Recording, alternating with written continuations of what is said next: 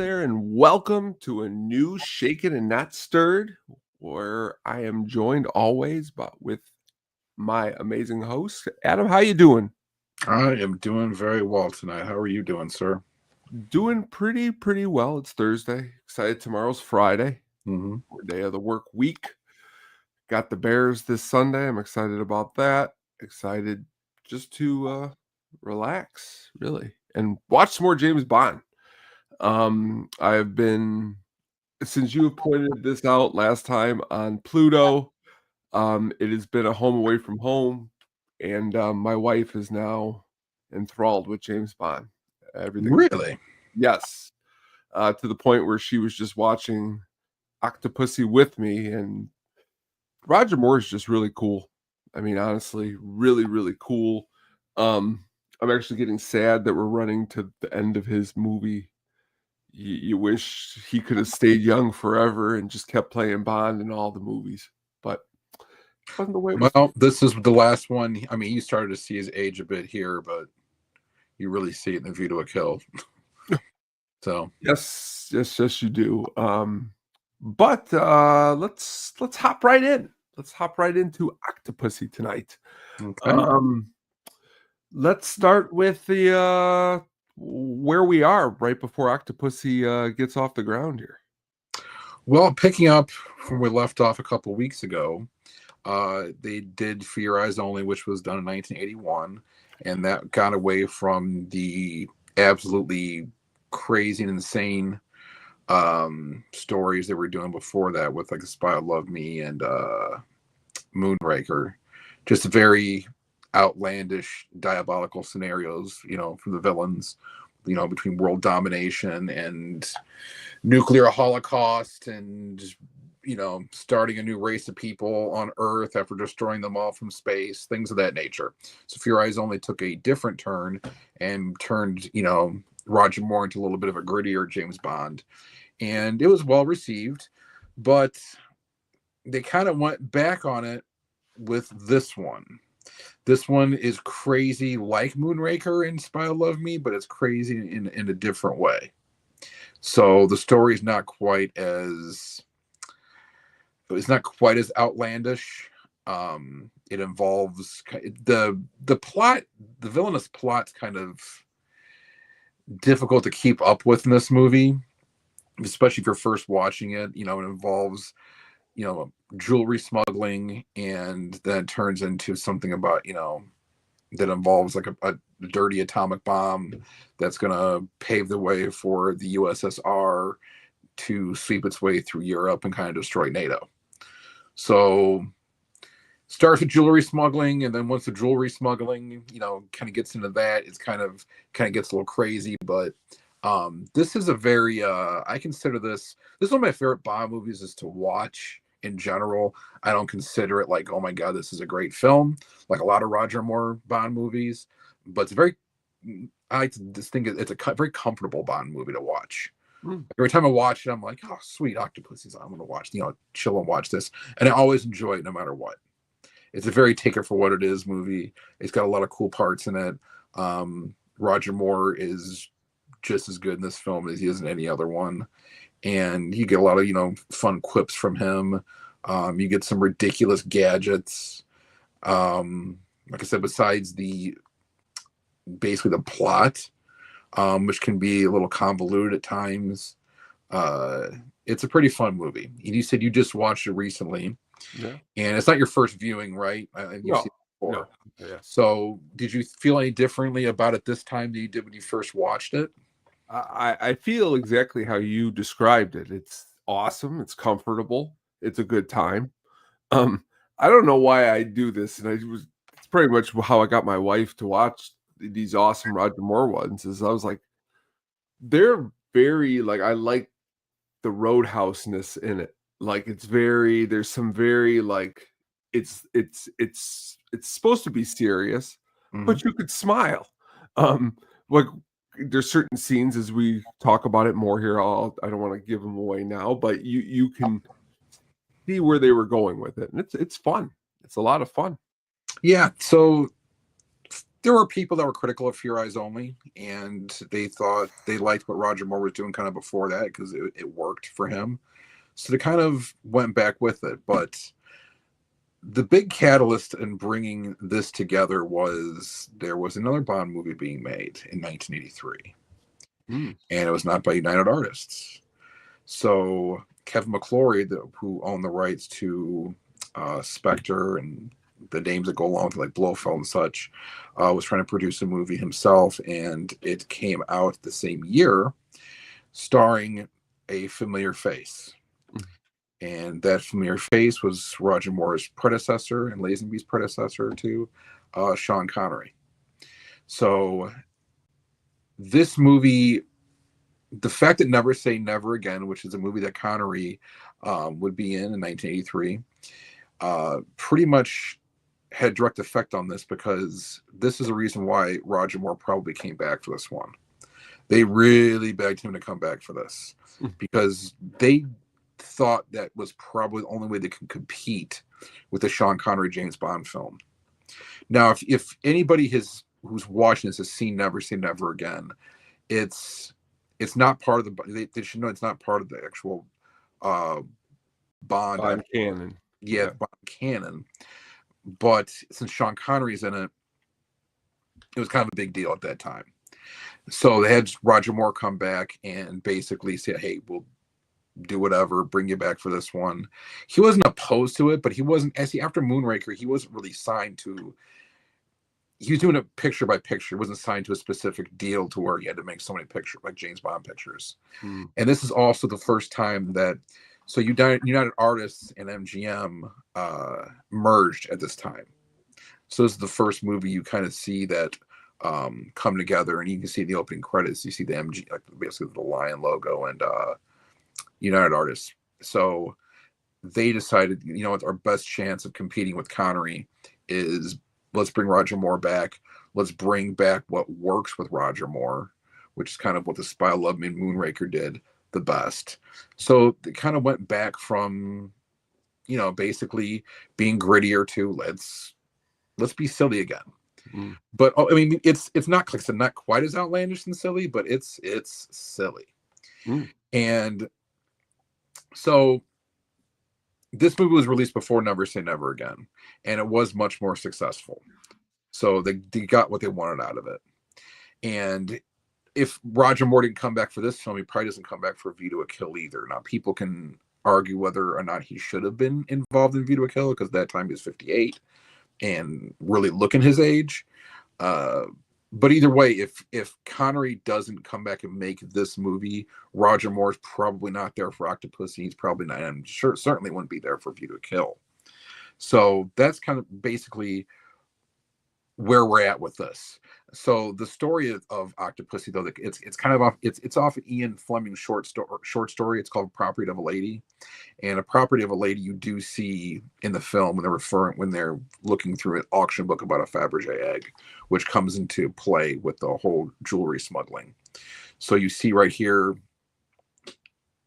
the villain. They're actually at the auction where the Fabergé egg is being auctioned off. But before that, there's a cold open in this movie that's I always thought was one of the most fun cold opens of any Bond movie. It's awesome. Yeah. Now, it's supposed to take place in Cuba, but it looks more like Kentucky than it does Cuba. But supposedly it was filmed, I think it's filmed like in like the UK, but it features Bond being like infiltrating a Cuban air base, and he's there to blow up a prototype plane. He gets caught, and basically he escapes, and he's in this little mini jet, which is pretty cool. It's a pretty cool piece, and like I got something interesting about that later on too. But he escapes in that. He ends up, blowing up the hangar and all that stuff. And they did a lot of cool stuff with this. There's heat-seeking missiles chasing him. There's all sorts of stuff going on. And it was kind of like, it just hits in the face real quick. And then from there, it goes right into the opening credits from Maurice Bender and the theme song, which is not, the word Octopussy's never even said, in the theme song. But it goes into that. Then it gets more into the story where a 00 agent is running from two twin knife wielding circus performers, and that's exactly what they are, as ridiculous as that might sound. And he's running from them in a clown suit. That's where we're at, kind of in this, you know, to kick it off, and in East Berlin. So like I said, remember this 1983, so the USSR is still a big thing, the East Berlin's a thing, the Berlin Wall still up for another 6 years. So that kind of kicks the story off, and he's holding, and they end up killing him, and he's holding a Fabergé egg, and it comes out of his hand, and that's what kind of kicks off the story with this one. This movie, as ridiculous as it kind of was, like I said, was very successful, and people liked it a lot. The budget for this was like $27.5 million, and it ended up grossing, like domestically grossed just almost $68 million, worldwide just over $187 million. So it did way better than Never Say Never. I don't have the numbers exactly on Never Say Never Again, but it did a lot better than that. Because Never Say Never Again was basically a direct ripoff of Thunderball. So the story's been seen before, and you looked at Sean Connery in that movie, and Sean Connery in that film looked older than Roger Moore did here still.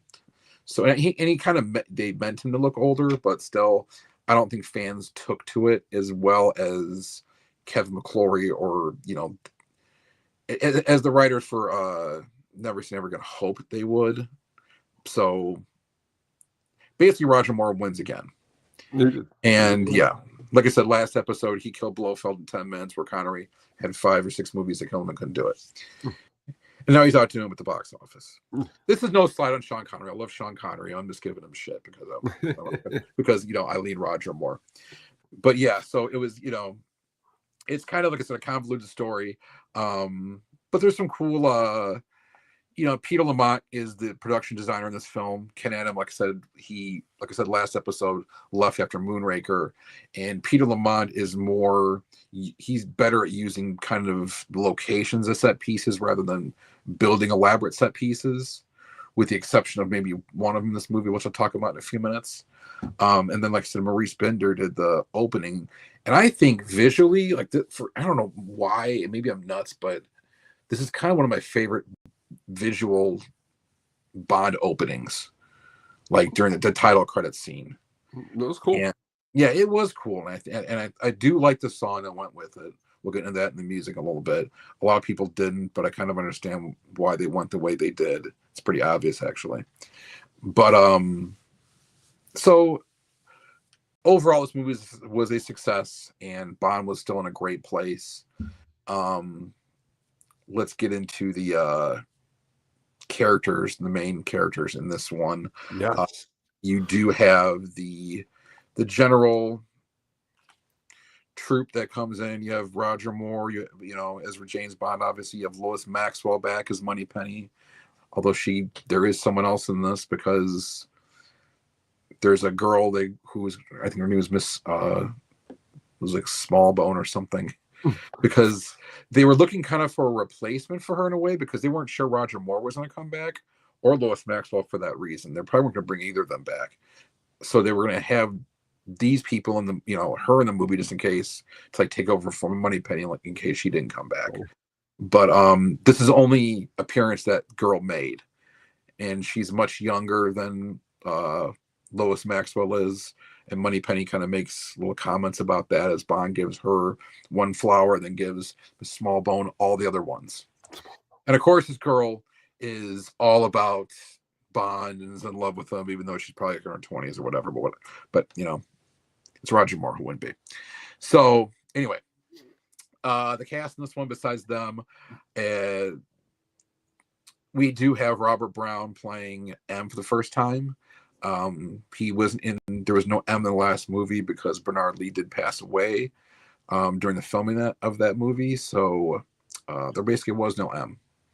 In this one, Robert Brown, who played Admiral Hargreaves in The Spy Who Loved Me, was in this one. Okay. And he plays a different. He definitely plays a different type of M than Bernard Lee did. He's not nearly as annoyed as Bernard Lee was with James Bond all the time. And then you have Desmond Llewellyn back as Q, and he's very annoyed with Bond, but Oh, also gets to go. I love when he gets annoyed with. He gets annoyed with Bond a lot in this one, and he also gets to go out in the field to do a little field work too Yeah, at the he end of did. this one. So that was pretty cool to get him involved like that. Um, the main villains you have. Well, let's get to the first. You have the villainess, or who supposedly is a villainess for a while, who plays Octopussy, and that's Maud Adams.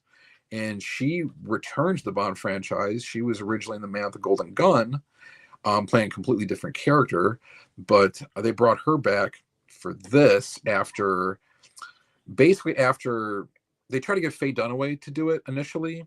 And Oh, Octopussy was actually going to be a villain in this movie, like through the whole thing, but they figured out she was kind of a little too expensive for it, so they didn't go with her.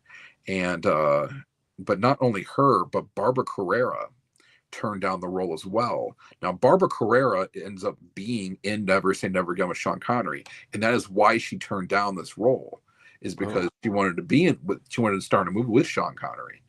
So, with her turning it down and Faye Dunaway being kind of too expensive, they found Maud Adams. hmm. But a couple other people who, the Sybil Danning was one of the people who auditioned for it, and for Star Trek fans, Perseus Kambata, who was in Star Trek the Motion Picture, played Lieutenant Ilea. She was also considered for the role too, but eventually did go to Maud Adams. So you have her in this film. The villains, I think themselves, are really pretty strong in this movie. Louis Jourdan plays Camille Khan, who is like an exiled Afghan prince, and then you have my favorite, Stephen Burkoff, Hmm. who is he. So Stephen Burkoff, and I didn't know a lot of this until I was really like, I've watched Octopussy several times and seen Stephen Burkoff, and I never really looked into kind of what he did a lot until a little while back. And now he plays General Orlov in this. So he's a Russian general who's hell bent on like basically breaking NATO in Eastern Europe and basically taking over Europe. Yeah. And there's a scene like he kind of goes. It's pretty funny, but I'll get to that in a minute. But this guy was in A Clockwork Orange. He was in Barry Lyndon, so he was in two different Stanley Kubrick movies. Beverly Hills Cop. He was in Beverly Hills Cop. He was in one of the Rambos. I think it was Rambo. I think it was in First Blood, Part 2. So he plays a nice over the top general in this one. Like he doesn't hold back. And then you have Walter Gotell come back as General Golgo, and he kind of in this one, he's very much a face in this one. He was kind of a heel in the other ones, but not so much a heel. But he was always the counterpart of M. And this one, he is basically saying, "No, we do not need to take an offensive against NATO. It's suicide. They'll retaliate with their weapons. This is ridiculous what you're talking about, Orlov." But Orlov's speech he gives in this one room they're in, when he gives this whole speech, it's a pretty elaborate room, and it looks like a Ken Adams set piece. If you didn't know it wasn't him, you'd be like, whoa. But it's got the spinning table, giant monitor. It's pretty awesome. But Yeah, Orlov he was is really, really in depth. Orlov like gets up and starts just like parading around, and he's sitting there just yelling and hooting and hollering, saying we can do this, we can do that, and he's raising his voice and bringing it back down. He's doing, like I said, he really just hams it up for the scene. It's awesome. But then he gets shut down.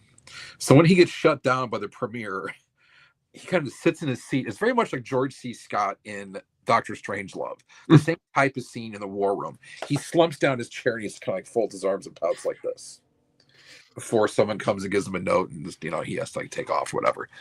But he's awesome in this film, and I love like the scenes that he was in because he brings like a lot of energy to it. But Louis Jourdan, he brings a different type of energy. He's very smooth. He reminds me a lot of like Hugo Drax in a way, like his mannerisms and just the way he talks in general.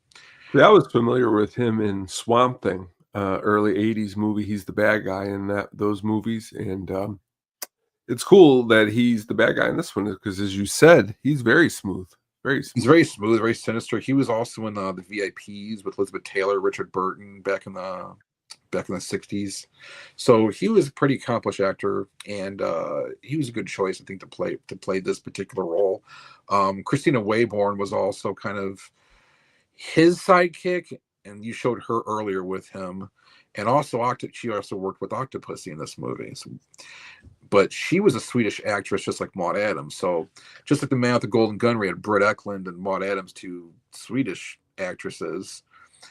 You have him again, basically, for this one, which is kind of strange that they went Swedish actresses again, but whatever. Right. It We'll worked. take them.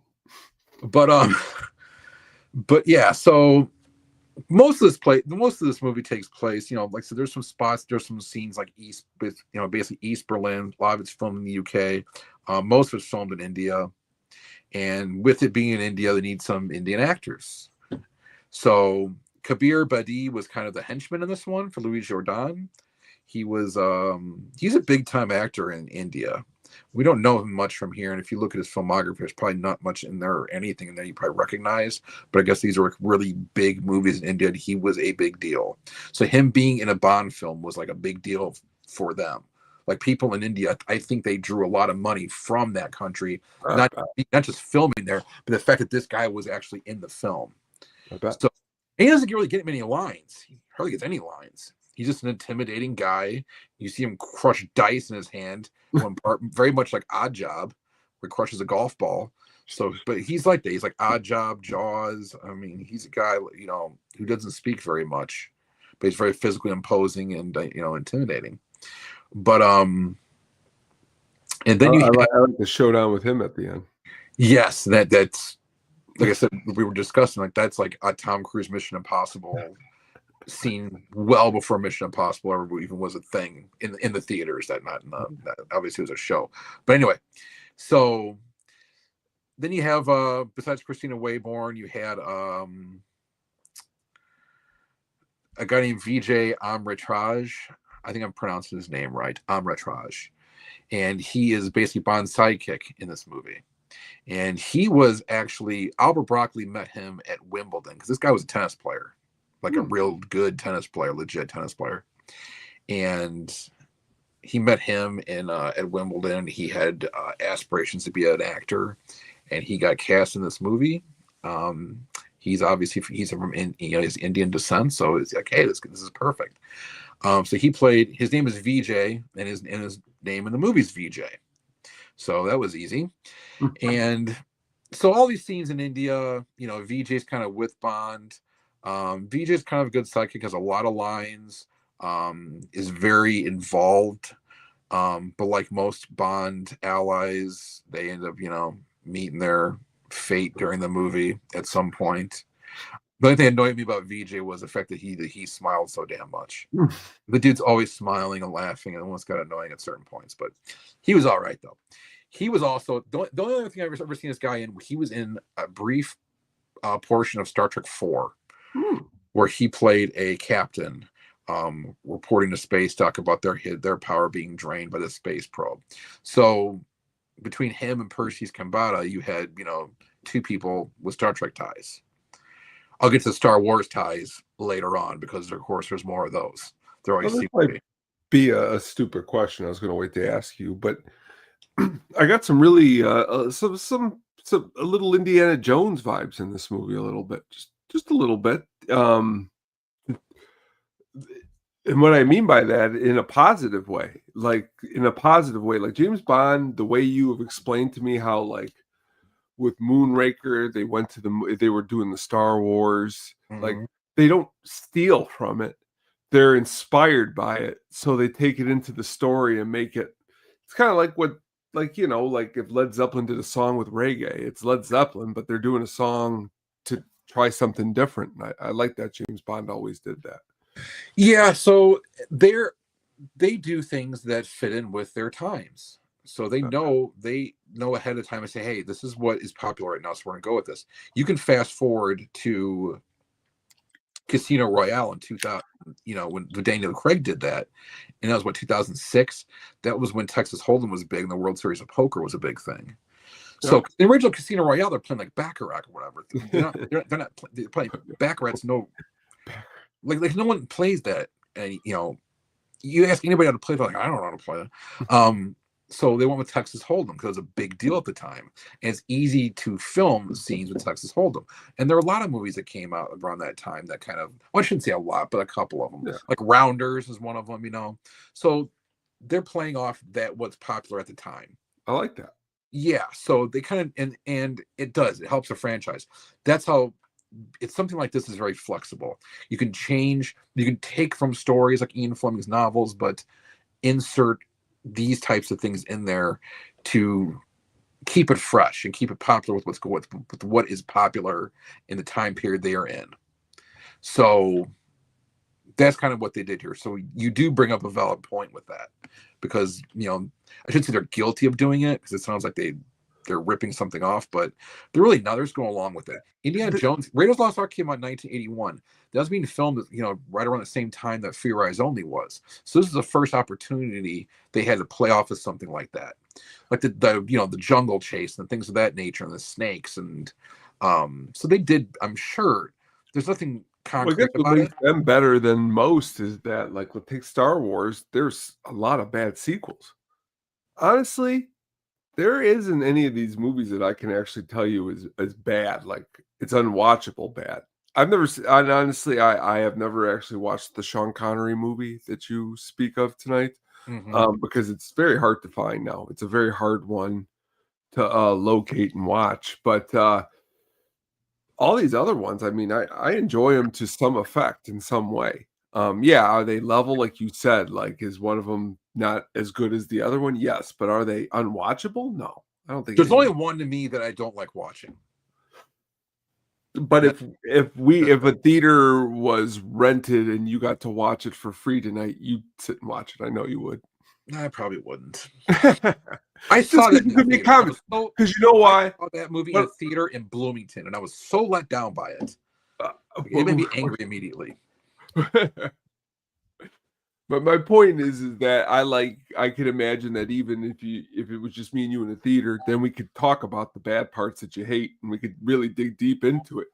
Because I don't. Well, in that case, it'd be almost like a Mystery Science Theater type situation. Hey, that would be a dream. Under those circumstances, are we talking about the Sean Connery? Are we talking one we've talked about yet or not yet? Oh yes, I know which one you're talking about. You know exactly which one I'm talking about. No, I know, and I'm close to that one yet. I can't wait to get to that one. But if you, and I don't know if you've seen on Pluto last night, I was watching the Casino Royale from 1967. Mm-hmm. So that's a more ridiculous. That's a spoof. So you can't really take that as like, okay, is this a good Bond movie or not? It's a spoof. Yeah. So you can't really count that. No. But that's not as fun to watch as the regular Bond movies. But it is what it is. And if you're in the mood for that, you watch, like last night, I was like, oh, screw it, I haven't watched this in a while. Why not? It's got Orson Welles is in it. Ursula Andress is in it. Peter Sellers is in it. You have some cool actors, and David Niven's in it. You see, it's fun, and they're trying to make fun of the whole thing and have fun with it. So if you think about that going in, you're not going to be like, okay, this movie's terrible. So, but yeah, cool is that you got the Pluto doing the Bond channel, but I just wanted to watch Octopussy, and I'm like, I'm curious if Pluto just has, they just have the Bond movies individually. If you wanted to look them up and watch them too, it's pretty cool. Yeah, they have them on demand, so you can watch them like that.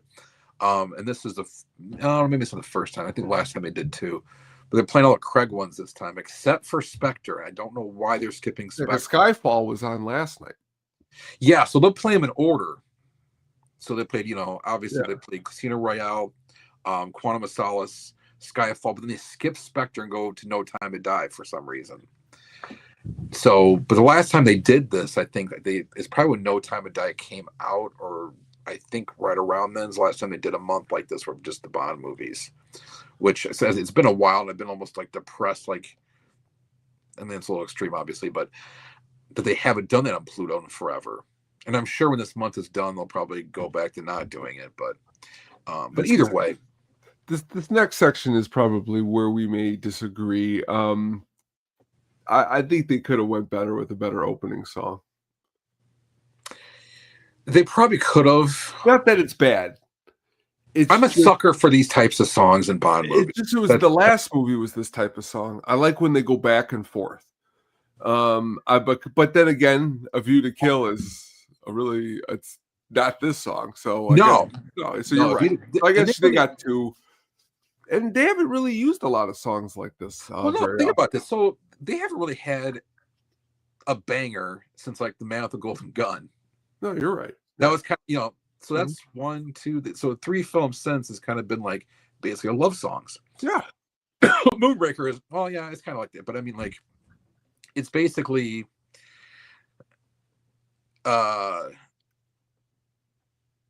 it's basically a song like that until A View to a Kill, yeah. Which View to a Kill is a cool song.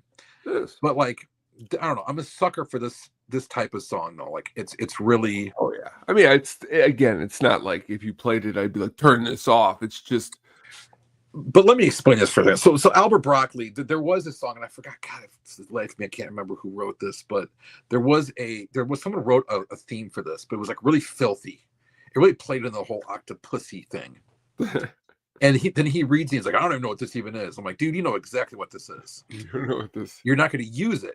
So my suspicion, and it's not confirmed, maybe it is somewhere if you get on the old interwebs and look it up, is that they wanted to use the title's okay. They went with the title. It's kind of ballsy enough to went with the title, but they wanted to put a song out there because Furio's only got in the Billboard charts. This song also got onto the charts as well. I think they wanted a song that could get onto the charts and be big like that. And if you had the word Octopussy in it, it might not have made it. So they went with Rita Coolidge's All Time High. Yeah. But like I said, I'm a sucker for that type of thing. You know, I'm a sucker for the Roger Moore type Bond films, and that's another thing I'm a sucker for is those types of Bond themes. And it works very well in with the Maurice Bender openings. So I think I do like that.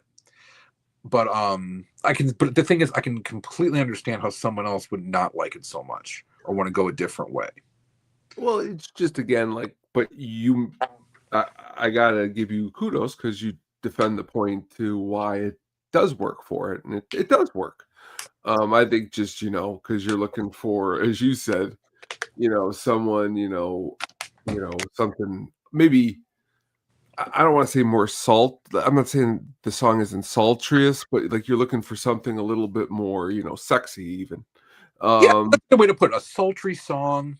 But again, it doesn't. It's not like it ruins anything. No, it doesn't ruin anything. I don't think it ruins anything. I think the movie still works fine without it. Going into the beginning, such a great beginning.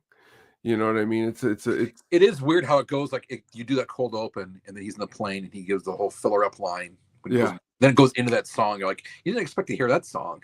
That's probably honestly when you say it like that, it kind of is actually cool because you're expecting maybe something like big, and it's more like, ooh. Yeah, it's like, ooh, and then it goes into the whole thing. But then, like I said, but for that song worked perfectly for that. Like I said, for Maurice Bender's Open, which I love the opening. So if I like on with it, I'm gonna like it. When he goes in the beginning there, and she puts on like the mustache on him or whatnot. Yeah, General Toro. Just the way he acts. He's honestly, I really like Roger Moore. I'm not really familiar much more with him besides James Bond, but he's really great, James Bond. Well, and in Cannonball Run, he plays, basically his James Bond character in Cannonball Run too, which is I've never seen Cannonball Run. I gotta sit down and watch that one. Oh, you gotta watch Cannonball Run. That's a very urgent thing you need to do. But anyway, so the movie itself, though, there's a lot of cool stunts in it. I mean, they really, but the one thing that's kind of like they really play on the India stereotypes in this one. They do. When they're going through, and it's a really cool chase sequence when he's in this car with VJ after he hustles money out of basically out of Camille Khan. He kind of beat cheats. You know, Camille Khan's been cheating, playing. I forgot what game he was playing, but basically he out cheats him to get money off of him, and he leaves with the Fabergé egg, which Camille Khan wants. But so they're going through a chase sequence kind of in India, and you see a guy walk across hot coals. You see a guy laying on a bed of nails. You see a sword swallower. When Bond comes up, and this is the one thing that pisses me off about the movie, when you see Bond meet VJ for the first time, VJ's playing, you know, like a flute, and he's being like a snake charmer with the snakes coming out of the... And in real life, you know, that actor really hated snakes. And he even says it in the film, but he really did in real life. But when the song he starts playing that gets Bond's attention is the James Bond, Monty Norman James Bond theme. So, and again, they break the fourth wall for no reason. Pretty cool. It's not, to me, it's not as egregious as Lazenby looking into the screen and saying, "Isn't happening to the other guy," blah, blah, blah. But it's about on that level. Yeah. But and so in the picture right there is that's the mini jet that's in the first in the cold open, which like I said, it's a cool open. It is. And it really Roger Moore's got some cool openings, man. Everyone talks about Connery's openings, like in Russia with Love, you have Robert Shaw like hunting him. Then Goldfinger had an awesome opening too. Thunderball had a legendary one with the jetpack and everything in the fight sequence, but Roger Moore held his own in some opens. Like he had that stunt. He didn't do it, but obviously with the stunt where he jumps off skis off the cliff and the Spider Love Me. You got to take over after the second guy. You know what I mean? That's why I've always respected Predator 2 quite a bit, because when Danny Glover's got to take the gloves from Arnold Schwarzenegger, yeah, I mean, you got to give him credit, because that's the hardest thing anyone can do. It's Danny Glover. It's not even Mel Gibson. You know what I mean? It's Danny Glover, which is even cooler. What are some trivia you got from this movie? So this movie, and we didn't really go into much of the story with this movie, but I mean, he's got to watch it. You'll see what I'm talking about. But so this is the only movie to date that includes the name of the female lead character in its title. So you've had a couple movies where the villain's the title, like Dr. No, for instance, Goldfinger and such. This one was Octopussy. And it's the only time a female lead has had her name as the actual name of the film itself. At the beginning of the film, 009, who you just see in a clown outfit, his guy's name was Andy Bradford. And he was also one of the Greek henchmen in the previous film, For Your Eyes Only.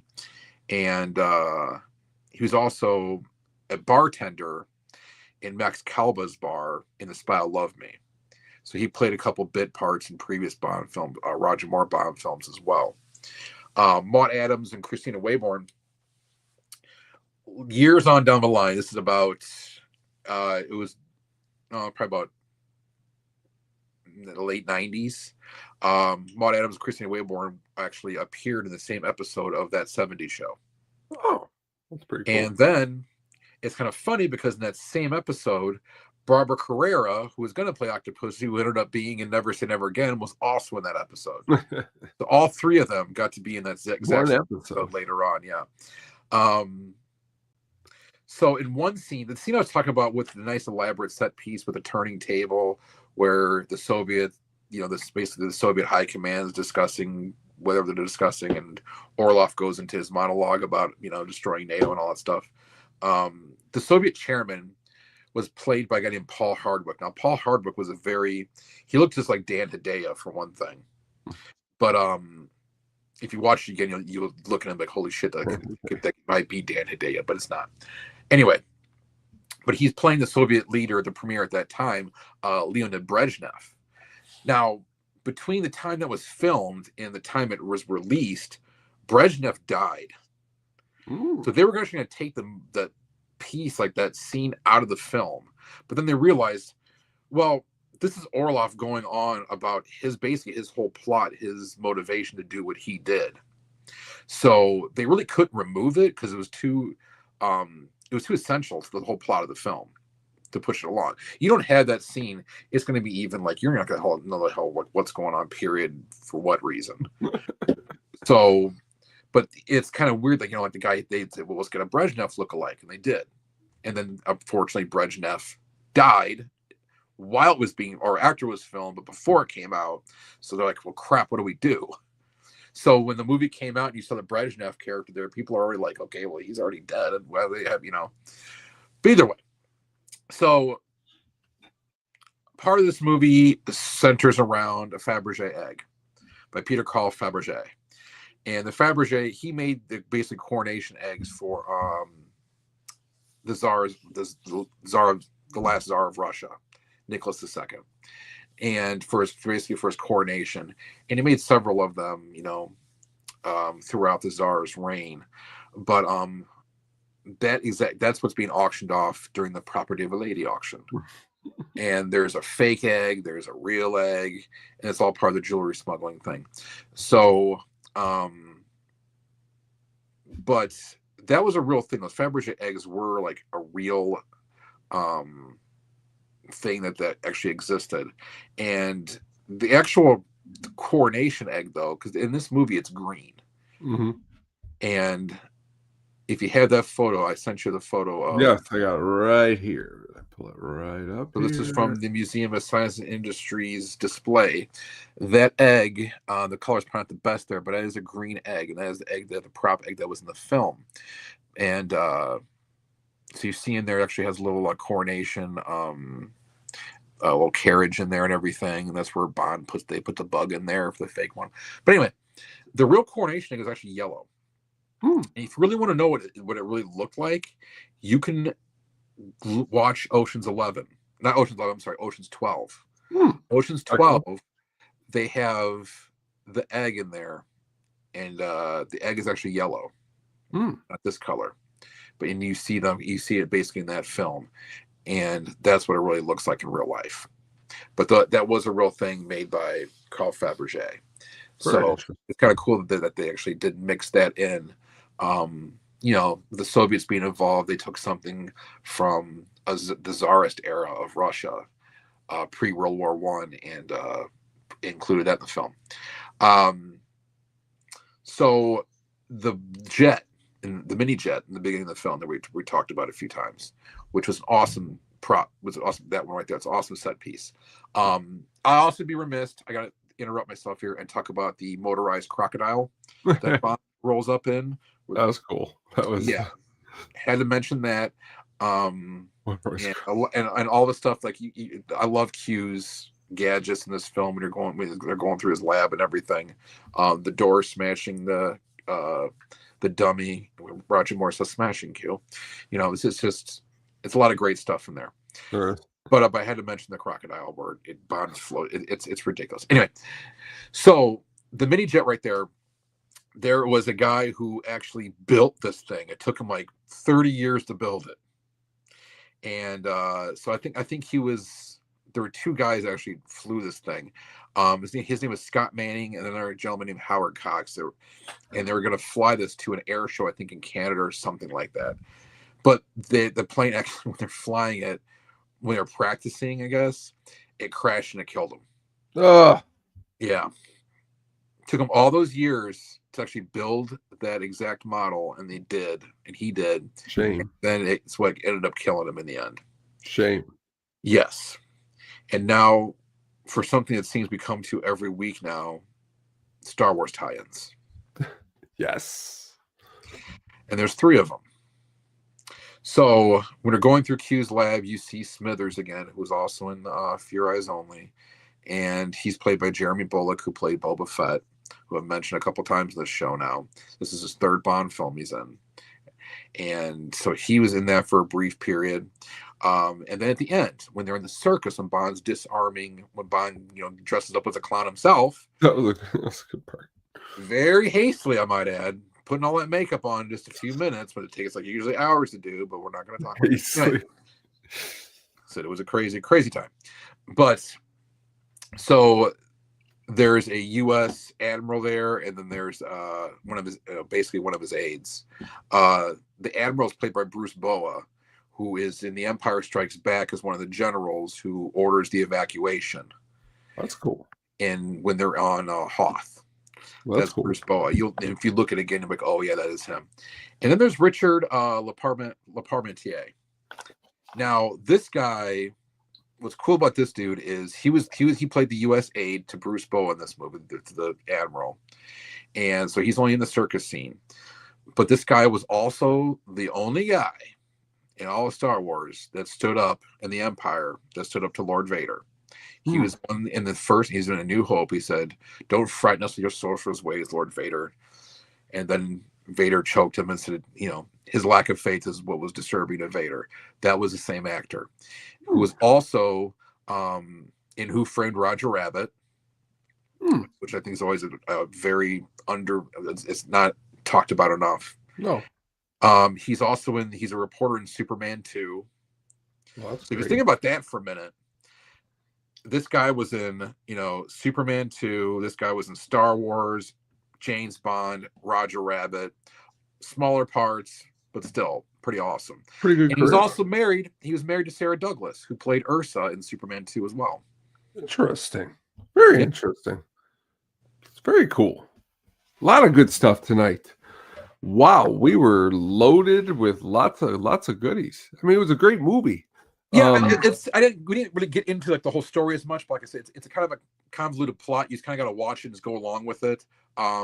Locations are cool. You get the typical stuff, like I said, in India. That airplane fight at the end, that's worth the price of admission right there. Oh, and I got to mention also, I'd be remiss as well if I didn't mention the stupid Tarzan yell that he does when he is hopping from tree to tree on a rope when Camille Khan's chasing him. That's kind of ridiculous. But like the chase scenes in this movie, like, at the beginning, even the chase scene like with the twins, both chase scenes, with the twins, with Bond and the twins, 009 and the twins, the chase scene in the jungle when Kamal Khan's hunting him, the one through the street when he's with VJ in the small car. There's a great, like I said, at the end, there's a kind of a cool fight sequence, and then you have the plane. He kills the villain on the plane. He hangs on to it. That was all filmed in Utah. And his face as it crashes into the mountain is one of the classics of all time. Ah! Which I don't know why, like, nothing happened to the plane. Like, one of the engines were out, but like he was, I don't know why it couldn't break or what. But he's like he went off. I don't understand two things. Okay, number one, the way him and her jump out of the plane, it wouldn't have worked that way. They would have went over they didn't make it out in time, but they did in the movie, so that's great. But the plane goes over. He should have been able to glide to a landing down there. He somehow flips and goes into the side of the mountain somehow again. I don't know. Yeah, and it's a quick, like, just jump cut to him going like that. That's all you see, and then boom, it blows up. Well, because he's holding her, and it does not look like he's going to get her. But then all of a sudden, as the plane crashes, he somehow has the muscles to get her up, and it's great Bond. He gets her. They roll, and she's hanging off. like in the physical universe we currently occupy, that is pretty much. But that's why I like it. That's what makes it the Roadhousey, because you're like, Bond gets her. No one else would, but he did, and that's what's cool. Well, it's probably the most ridiculous thing that's happened in a Bond. No. And that's why next show we got. I can't wait to dig into the ridiculousness. I can't wait to dig into the villain. Oh, it's gonna be a good time. It's a good time. This is a good time. The next one's the next one is even more ridiculous, probably, with the story itself. It doesn't make a lot of sense, but like, man, that's a movie that's like, oh, that's on. I'm set for 2 hours. Well, thank you everyone for joining us tonight. We have dug deep into Octopussy. We hope you have enjoyed it. Lots of good stuff. Please go back and watch it. And if you haven't watched any of the other ones that we've talked about, watch those and then come watch our episode, because these are really awesome. Adam, thank you very much tonight. If you just got to see Louis Jourdan to say Octopussy. Just for no reason. They just like, you know what, just say it as many times as you can get it out. If it's just for watch. Oh yeah, because right here, Octopussy. Octopussy. See, my my brother must be watching. He's typing that himself right That's now, great. and I'm sure he's caught some errors I've made or some speaking mishaps. So I'm sure Oh, I'll get done hey, too. hey, So hey, hey. my brother, to his credit, besides me, is the only one who knows. He knows as much Bond as I do. So That's that's pretty awesome. Also, is awesome is we shall be coming back here with At the Show. We're gonna be talking to be coincidental, books to film adaptations, which is exactly what we've been doing here on this show, quite a few of them. So dig in to see what we will be talking about on there. Dig into everything else on the Sadistic Penguin Studios YouTube channel. Check out the Hookup on Music. Check out Frame to Frame. I believe they're going to be talking about the brand new Running Man that just came out and the old Running Man, talking about them too. Um, Unfortunately, the new Running Man didn't do so hot at the movie theater, but that doesn't mean it's not a good movie. So I'm curious to see what they think. I'm also curious to get back to talking James Bond soon, my man. I and we cannot. will. A couple weeks, we'll do it Yes, again. One yes, more. yes, yes. A One more swan Roger song Moore. for Roger Moore. All right, everyone out there. Adam, you have a good week. Everyone out there, you have a good week. We will talk to you again soon. Good night. Night.